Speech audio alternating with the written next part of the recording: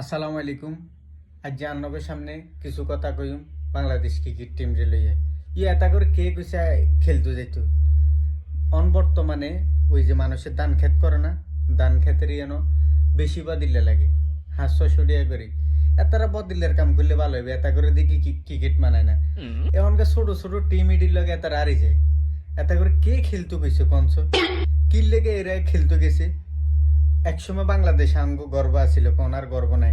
আঙ্গরে জায়গায় জায়গায় এরা বেজ্জতি বানালায়, বেজ্জতি করে আঙ্গরে। এমন আমরা বাংলাদেশের কথা কইলে অন মানছে আঙ্গরে টিটকারি করে।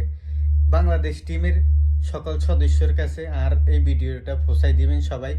এরা বেগুনে যেন বদিল্লা দিত আইয়ে, আজ যেন খেলতো টেলতো না, যে আমরা নতুন করে টিম সাজাই।